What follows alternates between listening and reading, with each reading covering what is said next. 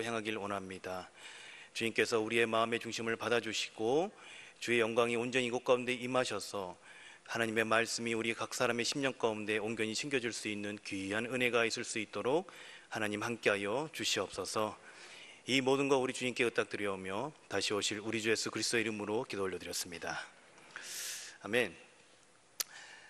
자, 오늘 우리가 함께 살피게 될 본문은 에스겔서 8장입니다. 1절부터 18절까지 8장 전체의 말씀을 함께 우리가 봉독했습니다. 에스겔서 8장은요 환상으로 그 내용이 구성되어 있습니다. 8장부터 11장까지 에스겔서에 이어지는 환상의 그 첫 번째 장면이라고 할 수 있습니다. 이런 환상의 내용은요 사실 좀 해석하기가 어려울 때가 많이 있습니다. 왜냐하면 환상에는 보통 묵시적인 요소들이 많이 들어있기 때문에 그런 것입니다. 또한 은유와 상징 같은 표현들이 그 안에 담겨 있기 때문에 그 환상의 내용들을 해석하는 것이 참 쉽지만은 않습니다. 자, 오늘 본문도 하나님께서 에스겔에게 보여준 환상입니다. 그렇다면 이 본문도 그러한 내용이 담겨 있을까요? 네, 아닙니다. 그래서 제가 본문으로 택했습니다. 이 저녁에 너무 어려워하실까봐. 이 본문은요 찬찬히 읽어보면요 그 환상의 내용 가운데에 그 환상의 내용 안에서 해석이 다 가능한 내용들이 담겨 있다라는 것입니다. 조금 더 그 내용을 풍부하게 알기 위해서는 이 본문이 쓰여진 역사적 정황을 알면 조금 더 도움을 받을 수 있습니다. 이 본문이 쓰여진 위치는요 이 바벨론에 의해서 1차 포로가 잡혀간 이후에 아직 남아있는 상태인 것이죠. 아직 그러니까 남유다가 완전히 멸망하기 전에 쓰여진 본문이라는 것입니다. 또한 바벨론 땅에 있는 에스겔과 유다 장로들, 또 특별히 성전에서 그들에게 특별히 성전에서 어떤 일이 일어나고 있는지에 대한 내용들이 오늘 우리가 함께 읽었던 본문 가운데 잘 나타나 있지요. 여러분, 거기서 이 성전 안에서 무슨 일이 이루어지고 있습니까? 하나님을 향한 아름다운 찬양이 울려지고 있습니까? 하나님의 영광이 그곳에 나타나고 있습니까? 아니죠. 예루살렘 성전 안 곳곳에서 무엇이 일어나고 있습니까? 우상 숭배가 일어나고 있는 모습들이 이 환상 가운데서 잘 보여주고 있습니다. 그런 모습을 보고 하나님께서 어떻게 반응하십니까? 하나님께서 뭐라고 말씀하십니까? 6절에 보면 나의 성소를 떠나실 수밖에 없으신다라는 그런 하나님께서 슬퍼하시는 장면이 나타나 있습니다. 자, 오늘 본문 환상에 대한 내용들 다 이해하셨죠? 어렵지 않으시죠? 네, 이제 말씀을 마치도록 하겠습니다. 네, 이렇게 아쉬워하는 반응이 곳곳에 터져 나오기를 기대했었는데 네, 너무나 제가 말씀을 잘 전했나 봅니다. 이렇게 죄송해요. 이렇게 웃기려고 그랬는데 잘 웃질 않으시네요. 여러분, 오늘 하루가 힘드셨나요? 우리 주님 앞에 오늘 위로를 받는 시간이 되길 바랍니다. 자, 그러면 다시 한번 우리 에스겔서 말씀을 보도록 하겠습니다. 여러분, 1장부터 24장까지는요 이 전체가 다 심판의 메시지입니다.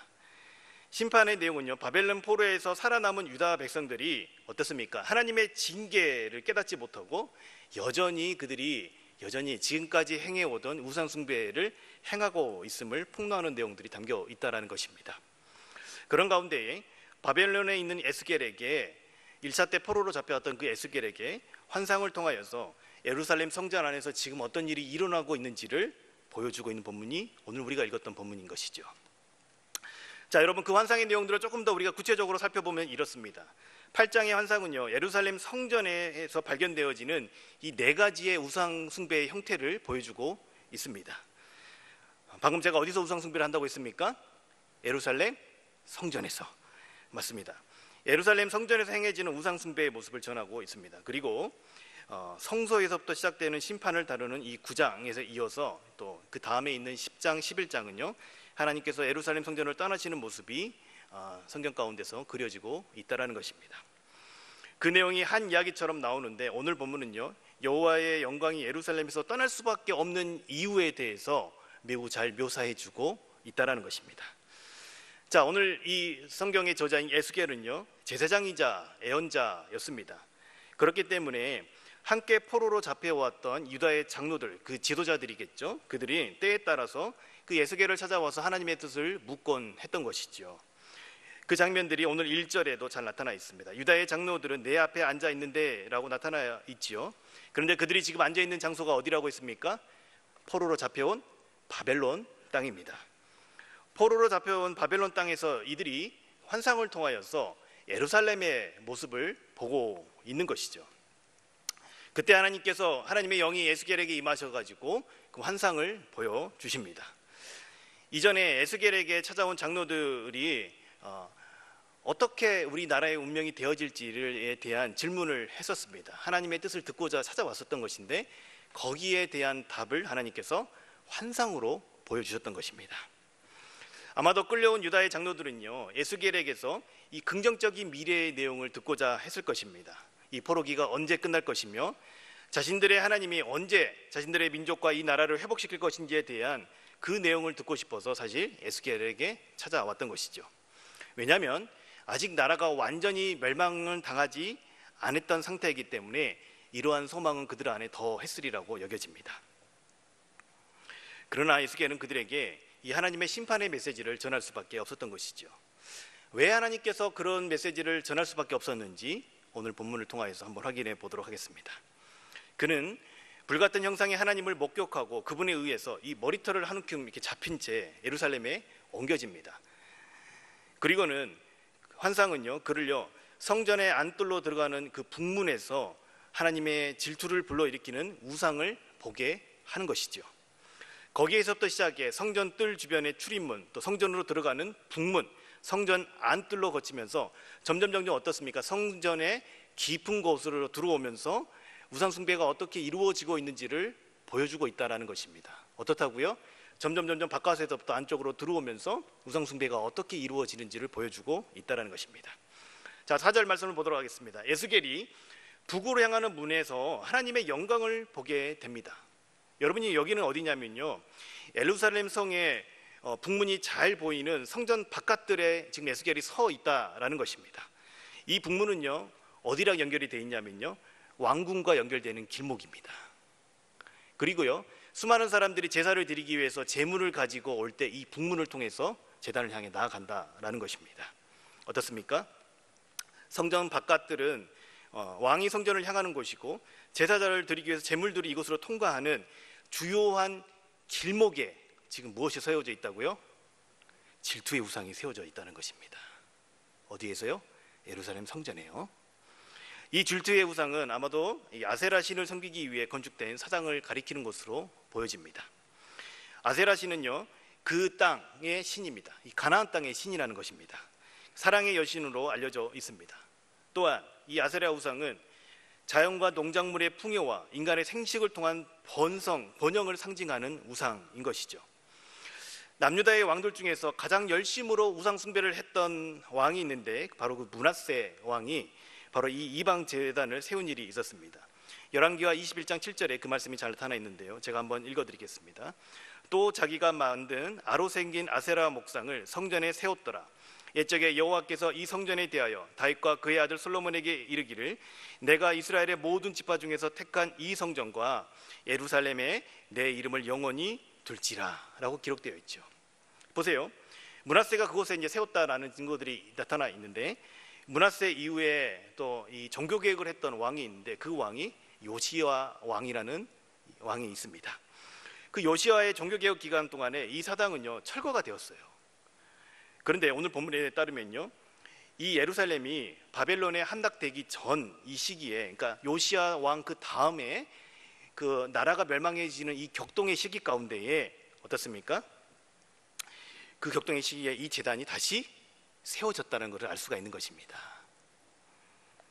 하나님께서 성전에 내 이름을 두시겠다고 말씀하셨습니다. 그런데 그곳에 질투의 우상이 자리하고 있었다는 것입니다.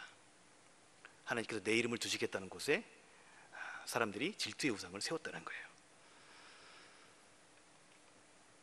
이러한 것을 통해서 하나님께서는 6절에 뭐라고 말씀하십니까? 나로 내 성소를 멀리 떠나게 하는지라 라고 말씀하십니다. 성전의 주인이신 하나님께서 하나님을 위해 건축된 그곳에서 떠나실 수밖에 없는 상황을 보여주고 있는 것이지요. 그러면서 6절은요 이보다 더 가증한 일을 보게 될 것이라고 에스겔을 향해서 말씀합니다. 이후 두 번째 우상 숭배에 대한 것으로 7절 이하에 언급되어 있는데요, 성전 뜰문 담에 구멍이 있게 하심을 보게 하십니다. 그리고 하나님께서 이 담벼락을 헐라라고 말씀하시죠. 환상이니까 그것이 쉽게 이렇게 헐어져요. 우리가 너무나 잘 아는 에스겔 37장의 마른 뼈의 환상들처럼 그것이 가능한 것이죠. 그런데요, 그 담을 헐고 나니까 한 개의 문이 나오는데 그 문을 열고 들어가 보니까 비밀스러운 방을 만나게 됩니다. 그런데 거기서 그 비밀스러운 방에서 어떤 일이 행해지고 있습니까? 가증한 일, 곧 우상을 숭배하고 있었다는 것입니다. 곧 각양곤충과 가증한 짐승과 우상을 사방벽에 그려놓고 그 앞에서 분향하는 모습이 에스겔의 눈에 들어왔다는 것이에요. 이는요, 이들이 이집트 그러니까 애굽의 제2를 따라 하고 있는 것이에요. 그러니까 애굽의 신을 섬기고 있는 모습인 것입니다. 그런데 더 충격적인 장면이 11절에 나타나 있는데, 이곳에서 그렇게 제의를 드리고 있는 사람들이 누구냐면요, 이스라엘을 대표하는 70명의 장로들이었다는 것입니다. 이 백성의 지도자들이 무엇을 하고 있는지를 보여주고 있는 것입니다. 또한 거기서 한 명의 실명을 공개합니다. 사반의 아들 아야사나가 등장합니다. 여러분, 사반이라는 인물이 누구냐면요, 아까 제가 말씀을 드렸던 이스라엘의 종교개혁을 일으켰던 왕인 요시야 왕과 함께 종교개혁을 일으켰던 가장 신실한 지도자 중에 한 명이었던 서기관이 바로 사반입니다. 그의 아들이라는 것입니다. 그 내용이 열왕기하 22장에 잘 기록되어 있습니다. 여러분, 므낫세 시대를 지나온 유대 땅에 우상 숭배가 만연했던 그때에 요시야 왕과 함께 발견된 율법책으로 백성들을 가르치고 개혁했던 서기관 사반의 아들이 오늘 어떻게 등장하고 있다고요? 은밀한 곳에서 우상 숭배를 하고 있다는 것입니다. 그것도 70명의 장로들과 함께. 여러분요, 이것은요, 율법에는요, 이 분향한다는 것은 제사장만이 하도록 정해놓은 제사법이 있습니다. 그런데 더 큰 문제는 이들이 제사장이 아님에도 불구하고도 분향을 했다라는 것도 율법을 어기는 것이지만, 더 큰 문제는 그 분향의 대상이 하나님이 아니었다라는 것입니다. 이들은 애굽 신들을 향하여서 분향하고 있는 것이죠. 이것은요, 당시 이들이 민족적 지도자들, 그러니까 정치인들이라고 보면 되는 것인데, 이들의 현 주소를 잘 보여주고 있는 것입니다. 지금은 이 이스라엘 남유다 땅의 상황이 어떻다고 그랬습니까? 바벨론의 침공을 받아서 1차로 포로가 잡혀간 상태, 이 가운데서 군사적으로 이집트의 도움을 받고자 했던 것입니다. 예루살렘의 정치 집단이, 이 장로들이 고안해 낸 정책들은요, 그들이 종교적 헌신에 깊은 영향을 줬다는 것입니다. 이것은 무슨 말이냐면요, 이들이 전시적으로 선택했던 것이 친애굽 정책을 펼쳐서 그들의 군사적 도움을 받는 것인데, 그런데 그것이 어떻게 해요? 그들의 신을 섬기는 데까지 나가겠다는 것입니다. 그것이 어떻게 이루어졌습니까? 은밀한 가운데 이루어지고 있다는 것입니다. 예루살렘 성전에서. 그들의 행위는 우리의 상식으로도 용서받지 못할 행위라고 생각되어질 것입니다. 그러나 이들은요, 12절 하반부에 이렇게 고백합니다. 뭐라고 고백되어 있습니까? 그들이 이르기를 여호와께서 우리를 보지 아니하시며 여호와께서 이 땅을 버리셨다라고 하면서 하나님께 원망을 하면서 누구에게 제사를 드리고 있다고요? 애굽의 신들에게 제사를 드리고 있다는 것입니다. 이는 유다 백성들이 1차 포로로 잡혀간 것을 두고 하는 말일 것입니다. 그러나 하나님의 버리심은 그들의 죄악에 대한 심판과 징계의 결과이고 궁극적으로 그들을 다시 회복시키기 위한 것이지 그들에 대한 무관심이 아니라는 것이죠. 예루살렘 사람들의 우상 숭배는 거기서 끝나지 않습니다. 13절 말씀을 보면요, 그들이 행하는 바 다른 큰 가증한 일을 보게 될 것이라고 말씀하면서 14절에 이어서 나타나 있습니다. 성전으로 들어가는 북문 어귀에 한 무리의 여인들이 앉아서 담무스 신을 향하여서 예도하는 장면들이 나타나 있습니다. 이것은 바벨론의 영향으로 생겨난 애곡의 의식입니다. 이러한 신을 애도하는 행위는 곧 풍요를 기원하는 행위인 것이죠.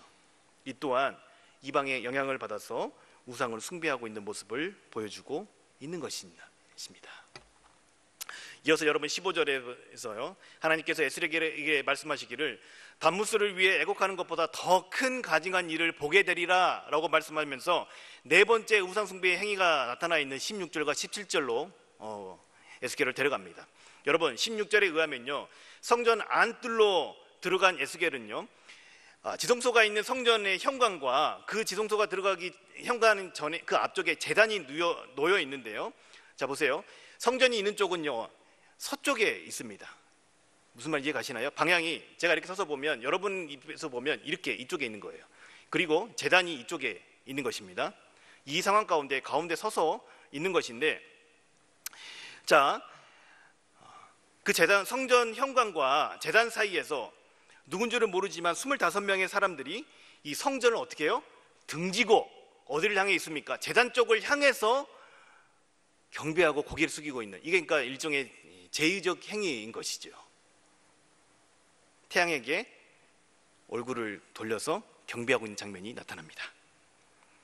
원래 이 성전을 향하여서 기도했던 아마 제사장들일 것으로 보여집니다. 그런데 제사장들마저도요 가장 오래된 이방의 제의인 이 태양신을 숭배하고 있는 모습이 예루살렘 성전 안에서 보여지고 있는 것입니다.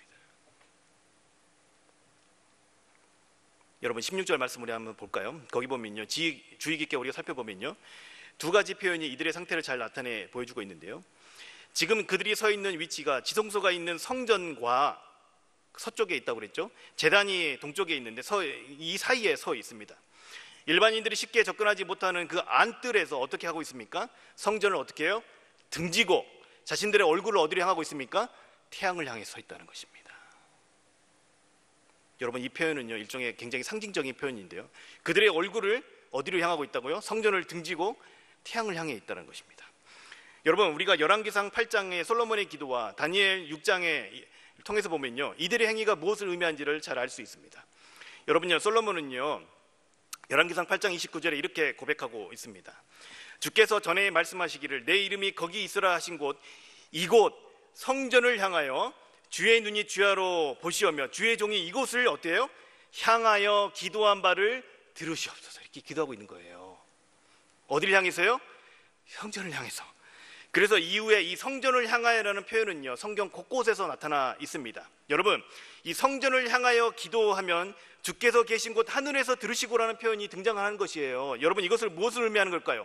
이 성전이 하나님의 이름이 있는 곳, 하나님의 임재를 나타내는 곳이기 때문에 여러분 그것을 향한다라는 것은 하나님을 향해서 경배와 기도를 올려드리는 것을 의미하는 것입니다. 그것을 향해서 누구를 섬기는 거예요? 하나님을 섬기는 행위라는 거예요. 이들은 하나님을 향한 그 믿음의 표현이 여기 안에 담겨 있는 것입니다. 이게 관용구처럼 계속해서 나타나는 거예요. 하나님을 하나님으로 인정해드리는 행위이자 하나님을 의지하고 바라는 믿음의 표현인 것입니다. 성전을 향하여. 이것은요 다니엘서 6장 10절에 우리가 너무나 잘 아는 말씀이죠. 한번 보겠습니다. 다니엘이 이 조세 왕의 도장이 찍힌 것을 알고도 자기 집에 돌아가서 윗방에 올라가 예루살렘으로 향한 창문을 열고 전에 하던 대로. 여러분 예루살렘에 뭐가 있습니까? 여호와의 성전이 있죠. 성전이 있는 곳, 하나님이 계신 곳, 즉 하나님을 향하여서 이 다니엘이 기도했다라는 것을 말해주고 있는 것입니다. 그래서 이들에게 성전을 향하여 선다라는 것은요 성전을 향하여 얼굴을 돌린다라는 것은 믿음의 고백이요 하나님을 하나님으로 인정하는 행위인 것입니다. 그런데 오늘 환상이 어떤 모습을 보여줍니까? 성전 안뜰에서 제사장으로 추측되어지는 25명의 사람들이 어떻게 합니까? 하나님의 임재의 상징인 성전 안뜰에서 하나님을 향하여 절을 하는 것이 아니라 하나님을 어떻게 해요? 등지고 하나님을 외면하고 그의 얼굴이 어디를 향해 있습니까? 태양신에게 향해 있다는 것입니다. 하나님을 무시한 채 태양을 향해서 얼굴을 돌려 숭배하고 있는 환상을 보여주신 것입니다. 이것이 하나님께서 에스겔에게 보여주신 예루살렘 성전 안에 만연했던 우상 숭배의 모습입니다. 여러분 이것은요 어느 한 사람 어느 한 집단의 문제가 아니었습니다. 예루살렘의 모든 사람들이 하나님을 경배하고 올바로 섬기는 일에 다 실패하고 있음을 보여주고 있는 것이에요. 그들의 혼합주의적 우상 숭배는요 사회 전역에 있어서 만연하게 펼쳐져 있었다는 것입니다. 여러분 아세라는요 아세라상에 대해서 경배하는 것은 대중적인 예배에 초점이 맞춰져 있고요 모두 아세라상을 섬기기 위해 올인하고 있었던 것으로 보여집니다. 정치 지도자들 역시 어땠습니까? 그들의 동맹국인 애굽의 신들을 향해 나가고 있습니다. 또한 여인들은 또 다른 신의 죽음을 슬퍼하고 있습니다. 심지어 제사장들마저도 가장 오래된 종교적 제의 가운데 하나인 태양을 숭배하고 있었던 것입니다. 하나님이 거하시는 성전을 거룩하게 만들기는커녕 그곳을 온갖 우상들로 가득 채우고 안으로 들어가면 갈수록 더 가증한 우상 숭배를 행하는 이들의 모습 가운데에 하나님께서 진노하고 계시는 거예요. 하나님께서 슬퍼하고 계시는 거예요. 그리고 그 진노는 어느 누구도 피해갈 수가 없었던 것입니다.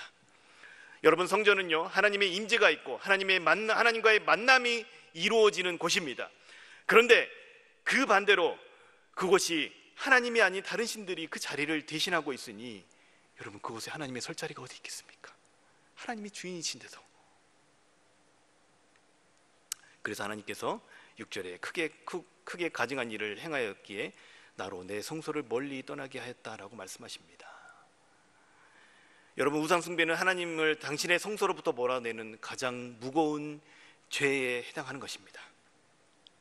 자, 여러분, 제가 오늘 에스겔서 8장에 나타나 있는 예루살렘 성전 안에서 이루어지고 있는 4가지 형태의 우상 숭배의 모습을 여러분께 설명을 드렸습니다. 지금까지.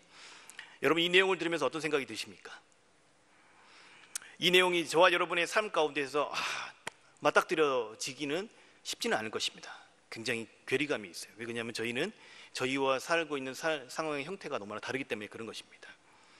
또한 저와 여러분은요, 이렇게 이들과 같이 이방신들을 섬기고 있지 않기 때문에 그런 것입니다.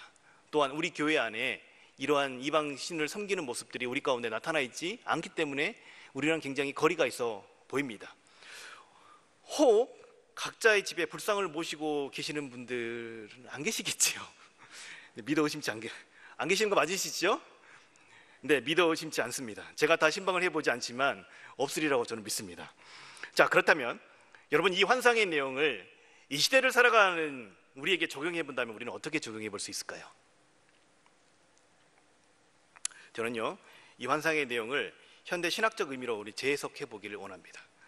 그래야만이 이 에스겔의 환상 가운데 마음 아파하시고 슬퍼하시는 하나님의 마음이 저와 여러분에게도 동일하게 전달될 수 있기 때문에 그렇습니다. 자, 여러분, 오늘 본문에서 하나님께서 가증한 일이라고 말씀하신 것이 무엇입니까? 하나님의 임재의 상징인 성전에서 무엇을 숭배했다고요? 하나님이 아닌 우상을 숭배했다라는 것입니다. 이걸 하나님께서 가증하게 여기시는 거예요. 여기서 2가지를 현대적 신학적 의미로 좀 생각해 보고자 하는데요, 바로 성전과 우상 숭배입니다. 먼저 여러분, 성전의 의미를 한번 같이 다시 생각해 보도록 하겠습니다. 저와 여러분이 어떤 사람들입니까? 예수님을 우리 삶의 주인으로, 우리의 참된 그리스도로, 구주로 모신 이들이 바로 저와 여러분 아니겠습니까? 이러한 저와 여러분에게 성경은 뭐라고 약속하고 있습니까? 성령이 거하시는 전이 되었다라고 말씀하고 있습니다. 고린도전서 6장 19절에 이렇게 기록되어 있습니다. 너희 몸은 너희가 하나님께로부터 받은 바 너희 가운데 계신 무엇이라고요? 성령의 전인 줄 알지 못하느냐? 이걸 뭘 말하냐면 우리가요, 성전이라는 걸 말하는 거예요. 저와 여러분이. 구약시대에 하나님께서 내가 성전에 거하시겠다라고 말씀을 하셨습니다. 이는 하나님께서 이 성전 안에만 국한되시겠다라고 하시는 것이 아닙니다.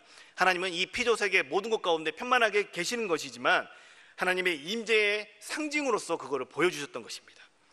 인간이 우리가 가시적으로 하나님의 임재를 볼 수 있게끔 그곳을 하나님의 거하시는 초소로 삼으시겠다라는 것이었습니다. 하나님이 그곳에 거하시겠다고 하셨기 때문에 그곳이 성전이 되었던 것입니다. 하나님이 계셨기 때문에. 즉 하나님이 거하시면 그것이 성전이 되는 것입니다. 그것이 솔로몬에 의해서 잘 지어진 성전이든 간에 텐트 형태로 지어진 성막이든 간에 하나님이 계시는 곳이면 그것이 바로 성전입니다. 그렇게 하나님이 거하시느냐, 하나님이 거하시지 않느냐가 중요한 기준이 되는 것이지요. 자, 여러분, 우리가 예수님을 구주로 영접하게 되면 우리 안에 성령께서 거하시게 됩니다. 그리고 세상 끝날까지 우리를 떠나지 않으십니다. 이게 하나님의 약속이지요. 즉 우리 안에 하나님의 영이신 성령이 거하시면 우리도 고린도전서 6장 말씀과 같이 하나님의 무엇이 되는 거라고요? 성전이 되는 거예요. 성전. 그래서 우리 자신이 하나님의 성령이 거하시는 성전의 개념이 여기서 나타나는 것입니다. 자, 우리가 거룩해서가 아니라 우리가 예수님을 믿음으로써 하나님의 영이 저와 여러분에게 거하시기 때문에 성전이 되는 것입니다. 이제는 저와 여러분들이 굳이 그 예루살렘 땅을 향해서 얼굴을 돌리지 않아도 되는 것입니다. 왜냐하면 우리 안에 성령님이 계시기 때문에, 하나님이 함께 거하시기 때문에. 우리 안에 계신 성령 하나님을 의식하고 우리가 의지하고 살아가는 것이 우리가 성전을 향하여서 얼굴을 돌리는 것이에요. 자, 우리가 바로 하나님의 영이 내주하여 거하시는 성전이 되는 줄 믿습니다. 여기서 크게 아멘이 나와야 돼요. 여러분, 저와 여러분이 하나님의 영이 거하시는 성전이 되는 줄 믿습니다. 그러니 예수님을 믿는 저와 여러분이 얼마나 거룩한 존재입니까? 엄청나지요. 옆에 사람 한번 보세요. 보이십니까? 그 가치가? 좀 잘 들여다보세요. 보이시는지. 우리 안에 누가 계신다고요? 우리 안에 누가 거하신다고요? 성령님이요. 믿으셔야 돼요. 우리가 무엇이라고요? 성전이라고요. 그렇다면 두 번째로 우리가 생각해 볼, 여러분, 우상 숭배는 무엇일까요? 자, 오늘 말씀과 같이 성전 안에서 행해지는 우상 숭배는 여러분 무엇을 의미하는 것일까요? 여러분, 우리가요 우상 숭배라고 하면 생각하는 것이 오늘 본문의 내용과 같이 어떤 종교적인 제의나 행위를 하는 것만을 연상합니다. 맞습니다. 그거 분명히 우상 숭배 맞습니다. 그러나 우상 숭배의 더 본질적인 의미가 무엇인지 우리는 살펴볼 필요가 있다는 것입니다. 오늘 본문에 나타난 우상들이 가진 의미가 무엇입니까? 각각의 우상들이 가진 의미가 있었습니다. 사람들이 각각의 의미를 부여하여 만들어낸 우상을 숭배하는 것은요, 그것은 뭘 말하냐면요, 그 대상을 의지하는 거예요. 자신의 힘으로 자전할 수 없다는 것을 아는 인간은 신이라는 대상, 자신이 의지할 만한 대상을 찾아 섬기는 것이 곧 우상 숭배의 여러분 본질이라고 할 수 있습니다. 자, 하나님께서 우상 숭배를 하는 행위를 가증하다고 표현하시는 이유가 있는 것이 바로 여기서 나타나는 것입니다. 하나님께서는요, 자신의 언약 백성들, 즉 유다 땅에 있는 이스라엘 백성들의 삶을 책임져 주시겠다고 약속하십니다. 그러한 하나님을 신뢰함으로 그 하나님을 섬기고 그 하나님의 백성답게 살기를 하나님께서는 원하셨던 것입니다. 하나님과 친밀한 관계 가운데서 마치 하나님을 어떻게 해요? 아버지로 여길 만큼. 그러나 이들이 우상 숭배한다는 것은요, 그 하나님을 더 이상 못 믿겠다는 거예요. 이들이 성전에서 하나님께 제사를 드렸습니다. 그럼에도 불구하고 성전에서 우상 숭배를 했다라는 것은 하나님 한 분으로, 하나님 한 분만으로 안 되겠다는 것입니다. 이들이 행했던 우상 숭배는요, 하나님 말고 우리 삶을 지탱해주고 붙들어줄 수 있는 다른 존재가 더 필요하다라는 것을 노골적으로 보인 것입니다. 하나님을 완전하지 않게 여기니 자신들의 판단에 하나님이 어때요? 의지할 만한 대상이 아니라고 여겨지기 때문에 어떻습니까? 우상을 숭배하는 것이에요. 그것이 자신들의 삶의 문제를 해결해 줄 것을 믿고 그 대상을 숭배하는 것이 오늘 본문에 나타나 있는 우상 숭배의 모습인 것이죠. 바로 이 우상 숭배는 하나님을 온전히 신뢰하지 못하는 행위입니다. 또한 하나님을 여러 세상의 신들과 같은 범죄에 놓고요, 수많은 신들 중에 하나로 바라보고 있는 것이라고요. 유일한 하나님이심을 인정해야 될 하나님의 백성들이 하나님과 함께 다른 여러 대상들을 의지하는 혼합주의적 모습이 나타나 있는 것이에요. 하나님과 다른 대상을 어떻게 해요? 동시에 의지하는 것, 동시에 섬기는 것이 오늘 본문에 나타난 우상숭배의 형태입니다. 우리는 어떨까요? 저와 여러분은 어떨까요? 우리가 기독교 문화권에 있고 이렇게 예배를 드리고 또 종교적인 모임에 참여하고 있다고 해서 우상숭배로부터 자유할 수 있을까요? 서구적인 의미에서는요, 타 종교를 믿거나 다른 보이는 형상의 어떤 우상을 섬기지는 않습니다. 그러나 적극적인 의미에서 생각을 해본다면 저와 여러분들도 자유할 수 없다는 것을 보게 된다는 것입니다. 여러분, 우상의 본질이 무엇이라고 그랬습니까? 우상 숭배의 본질이 무엇이라고 그랬습니까? 하나님이 아닌 다른 대상을 의지하는 것입니다. 또한 하나님과 다른 대상을 어떻게 해요? 같이 붙들고 의지하는 것도 여러분 우상 숭배의 한 단면이라고 했습니다. 이렇듯 하나님이 아닌 대상이거나 하나님과 다른 대상을 동시에 의지하는 것이 우상 숭배입니다. 이런 개념에서 생각해 본다면 저와 여러분의 삶을 돌이켜 보면 이러한 모습에서 우리가 자유할 수 있을까요? 제가 이렇게 질문을 드리고 있지만 이 말씀을 준비하면서 누구보다 찔림을 받은 사람이 바로 제 자신이 아닐까 싶습니다. 그래도 제가 이렇게 서 있는 목사이면 믿음이 좀 괜찮아 보이고 좀 좋아 보이잖아요. 다들 반응이 없으신 걸 보니까 제가 그렇게 안 보이나 봐요. 다시 한번 제가 질문을 드려보겠습니다. 힘찬 목소리로 대답해 주시면 감사하겠습니다. 제가 이렇게 서 있으니까, 그래도 목사니까 믿음이 좀 좋아 보이시죠? 네, 이것이 바로 엎드려 절받기입니다. 감사합니다. 제가 늘 예배 가운데 있고 매일 출근하는 곳도 교회이고, 또 매일매일 하나님을 믿지 않는 분들보다 성도님들을 더 많이 만나잖아요. 제 삶에서 이 기독교적인 색채를 없는 것을 찾기가 더 어렵습니다. 겉으로 보기에는요. 그런데 제가 오늘 본문에서 예루살렘 성전에서 우상 숭배를 했던 유대의 모습이라고, 제 모습이 그런 모습이라고 말씀을 드렸잖아요. 이게 무슨 말이냐면요, 여러분 제 안에 누가 계실까요? 네, 성령 하나님이 계십니다. 고로 제가 바로 성령 하나님이 거하시는 성전인 것이죠. 그 하나님과 매우 친밀하고 가깝게 있으면서도요, 제가 그 하나님과 다른 대상을 함께 섬기고 있다는 것을 저에게 자꾸 말씀하시는 거예요. 그게 너다. 하나님 한 분만이면 만족하다고 하면서도 제 안에 또 다른 바람들이 가득 차 있다는 것을 보여주시는 겁니다. 이것만 있으면 내 삶이, 이것만 하면 내 삶이, 이 사람이 내 곁에 있으면, 이 사람이 내게 도움을 주면, 하나님이 아닌 다른 대상이 더 필요하다고 여기고 그것들을 바라보고 있는 제 모습을 하나님께서 계속 보게 하시는 것입니다. 여러분, 그 모습이요, 꼭 오늘 에스겔서 8장에 나타나 있는 것처럼 그 모습과 같은 모습이었어요. 남들이 보지 못한 더 깊은 곳으로 가면 갈수록 하나님이 아닌 다른 대상을 더 바라고 있는 제 모습을 보게 하시는 거예요. 제 안에 누가 계시는데요? 제 심령 깊은 곳에 성령님이 계심에도 불구하고도 제가 그렇게 하고 있더라고요. 마치 네 번째 환상의 모습과 같이 성전 문 앞에서 하나님께 등지고 태양을 향해 서 있던 25인과 같은 모습으로 제가 서 있더라고요. 겉으로 보면, 여러분이 보면 잘 안 보여요. 저도 제가 면밀히 들여다보지 않으면 아주 괜찮은 것 같아요. 그러나 성령께서 내 자신의 깊은 곳을 조명하시는데 제 안에 하나님과 다른 대상을 제가 동시에 의지하는, 제 안에도 어쩔 수 없는 그런 혼합주의가 있다는 것을 보게 하시는 거예요. 그거를 제가 하나님 앞에 부정할 수가 없었어요.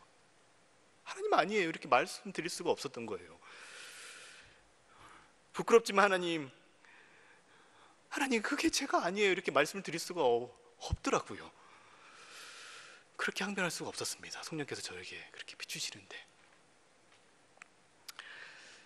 제가 이 말씀을 준비하면서 그런 제 모습을 계속 볼 수 있었고, 그럼에도 불구하고 하나님은 그런 저와 교제하고 싶어 하시고, 제가 마음을 하나님께로 돌이켜 친밀한 사랑의 관계를 누리기를 하나님께서 기다리고 계셨다는 것을 보게 하셨어요.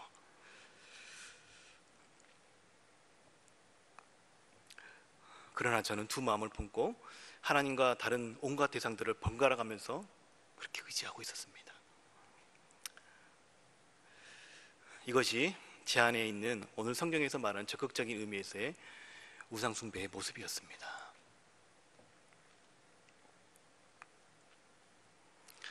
이런 제 모습을 보고 제 안에 내주에 계시는 성령님께서 근심하시더라고요. 근심하고 계시는 것들을 제가 볼 수 있었어요. 그래서 제가 설교를 준비하는 동안에 이런 제 모습을 가지고 하나님 앞에 정직하게 나아갔습니다. 그리고 도우심을 구했습니다. 하나님, 제가 하나님 한 분만으로 만족하고 하나님만을 내 삶의 참된 의지의 대상으로 제 마음에 두기를 그렇게 기도했습니다. 다시 제 얼굴을 하나님께로 향하도록, 하나님 한 분만으로 만족하고 하나님 한 분만을 의지하도록 그렇게 하나님 앞에 나아가 기도했어요. 그러면서 제 안에 가득한 혼합주의, 하나님보다 다른 것을 더 의지하고 바라는 그 마음과 그 대상들을 점검하면서 하나님 앞에 내려놓는 시간들을 가졌습니다. 여러분, 고통스럽고 부끄럽지만 다시 하나님 앞에 제 마음의 중심을 올려드리는 시간들을 가졌습니다. 만약에 제가요 그렇게 말씀을 통해서 하나님께서 제 안에 그런 찔림을 주셨음에도 불구하고 제 마음을, 제 얼굴을 주님께 돌이키지 않았다면 어떻게 될까요? 제 안에 계시는 성령님께서 근심하시게 되시겠죠. 성령님께서는 인격을 지니셨기 때문에 근심하시는 것입니다. 그리고 그렇게 제가 성령의 음성을 무시하는 상황들이 지속되어지면 성전을 떠나는 것 같이 성령이 소멸하는 상태가 될 것입니다. 성령께서 우리를 떠나지 않으시지만 어떠한 역사도 하시지 못하는 상태가 될 것입니다. 우리가 지속적으로 그분을 외면하고 무시하면 그렇게 되는 거예요. 하나님께서는요, 오늘 예루살렘 성전 안에서 행해지는 우상 숭배의 모습을 어떻게 보십니까? 가증하게 보십니다. 그러한 행위를 매우 혐오스럽게 보고 계십니다. 이는 하나님의 거룩한 진노를 여러분 불러 일으킵니다. 저와 여러분이 하나님이 아닌 다른 대상을 지속적으로 섬기면요, 우리 안에 계시는 성령님께서 근심하십니다. 더 나아가 성령이 근심하시는 것을 알면서도 우리가 지속적으로 그것을 향해서 나아갔을 때에 하나님이 우리를 가증히 여기신다는 것입니다. 여러분, 이것은요, 성령을 등지고 죄악을 향해서 우리가 얼굴을 돌리는 것입니다. 여러분, 이것이 이 시대에 저와 여러분이 하는 성전 안에서 하는 행해지는 우상 숭배의 모습인 것입니다. 사랑하는 믿음의 동역자 여러분, 이 예수께서의 환상을 통해서 저와 여러분의 마음이 어디로 향해 있는지를 돌아보는 시간이 되기를 간절히 소망합니다. 내 안에 내주에 계시는 성령님을 향해 있는지, 아니면 다른 대상을 향해서 우리의 마음을 주고 있는지, 우리 함께 하나님의 말씀 앞에 서기를 간절히 소망합니다. 우리가 내주하신 성령을 근심케 하는 그런 어리석음을 범하지 않기를 원합니다. 오직 하나님 한 분만이 우리 삶의 참된 의지의 대상으로 굳게 믿고, 또한 그렇게 그분만을 의지하면서 살아가는 저와 여러분이 되기를 축복합니다. 여러분, 그런 믿음의 사람들의 삶을 하나님께서 축복하시고 그 삶을 회복시키기를 원하십니다. 오늘 에스겔의 환상을 통해서 하나님은요, 궁극적으로 우리에게 말씀하시는 것도 바로 그것입니다. 내가 너희에게 잠시 잠깐의 고난을 허락한다. 그러나 이제 내가 너희를 이내 회복할 것이다. 이스라엘 백성에게 던지시는 메시지가 바로 이것입니다. 왜 그렇습니까? 우리가 어리석어서 그렇게 하지 않으면 하나님께 우리의 얼굴을 돌이키지 않기 때문에, 우리 얼굴을 하나님께로 향하지 않기 때문에 그렇게 하시는 것입니다. 그렇게 하셔서 하시기까지 하나님의 마음이 어떠셨을까요? 그렇게 하실 수밖에 없는 하나님의 마음이 어떠실까요? 그렇게 하나님께 끝내 돌이키지 못했던 이 백성은요, 어쩔 수 없이 포로기를 경험하게 됩니다. 여러분, 이 말씀 가운데 우리가 지혜를 얻어서 하나님께서 저와 여러분에게 기회를 주실 때에 다시 우리의 얼굴을 하나님께로 향하게 되시기를 원합니다. 우리의 모든 삶을 책임지고 이끌어 가실 수 있는 분, 우리의 영혼까지 의탁드릴 수 있는 유일한 분은 여러분, 하나님 한 분 외에 그 어떤 대상도 여러분 없습니다. 그 하나님께 여러분, 우리 다시 우리의 얼굴을 향하여 하나님께 돌아가는, 하나님께로 우리의 마음의 중심을 돌이키는 그런 저와 여러분이 되기를 축복합니다. 사랑하는 여러분, 이 시간 우리 함께 기도했으면 좋겠습니다. 저와 여러분 안에 내주에 계시는 성령 하나님보다 더 의지하는 대상이 여러분, 우리가 무엇이 있을까요? 각자의 상황마다, 각자의 처지마다, 각자의 사람마다 다 다른 형태로 있을 것입니다. 여러분, 하나님을 갈망함보다 더 갈망하고 있는 대상이 여러분 안에 무엇이 있습니까? 여러분, 무엇이 저와 여러분 안에 계시는 성령님을 근심하게 하며 하나님의 거룩한 진노를 불러일으키고 있으십니까? 여러분, 그것이 바로 우상 숭배입니다. 그것이 저와 여러분이 바로 성전을 등지고 태양을 향해 예배하고 있는 모습임을 우리가 기억하시고, 우리 이 시간 다시 우리 얼굴을 주님께 돌이키겠습니다. 다시 하나님을 향하여 우리의 마음을 들여 하나님 한 분만을 의지하는 저와 여러분이 되게 해달라고 이 시간 우리 하나님 앞에 기도하며 나가도록 하겠습니다. 기도하시겠습니다. 하나님을 향하여서 우리의 얼굴을 다시 한번 돌이키게 하여 주시옵소서. 세상을 향하여서 내가 생각하기에 커 보이고, 내가 생각하기에 나에게 도움이 될 것 같고, 내가 생각하기에 당장 필요한 것을 향하여서 얼굴을 돌렸던 아버지, 우리의 모습을 하나님 용서하시고 다시 한번 하나님께 우리의 얼굴을 돌이켜 하나님을 향해 나아갈 수 있는 저희가 될 수 있도록 주님 붙드시고 역사하여 주시옵소서. 하나님만이 우리 삶의 참된 의지의 대상이며 하나님만이 우리를 구원하실 수 있는 유일한 분이심을 다시 한번 인정하고 바라보면서 그렇게 주님 앞에 나아갈 수 있는 저희가 될 수 있도록 주님 우리를 붙드시고 역사하여 주시옵소서. 주님, 때로는 우리가 연약하고 부족하여서, 때로는 아둔하여서, 때로는 하나님과 다른 세상을 동시에 섬길 때도 있지만 주님, 그때마다 성령께서 우리 가운데 말씀하시고, 그때마다 우리에게 돌아오라고 말씀하실 때, 그때마다 우리에게 돌이키라고 말씀하실 때에 주님, 우리가 순종하여 주님 앞에 나아갈 수 있는 저희가 될 수 있도록 주님 우리를 붙드시고 역사하여 주시옵소서. 우리 안에 내주에 계시는 성령 하나님을 근심케 하지 않는 저희가 되게 하여 주시옵고, 그 주님과 영원히 기뻐하며 그 주님과 영원히 사랑하며 그 주님과 영원히 동행하며 살아갈 수 있는 저희의 인생이 될 수 있도록 하나님 붙드시고 역사하여 주시옵소서. 또 귀한 예물 주님께 올려드립니다. 하나님 받아주시고 이 예물이 하나님 나라를 위해 아름답게 쓰임받고, 또한 우리가 하나님을 향해 얼굴을 돌이키는데 아름답게 쓰임받을 수 있는 귀한 예물 될 수 있도록 하나님 붙드시고 역사하여 주시옵소서. 이 모든 것 우리 주님께 의탁드리오며 다시 오실 우리 주 예수 그리스도의 이름으로 기도 올려드렸습니다. 아멘.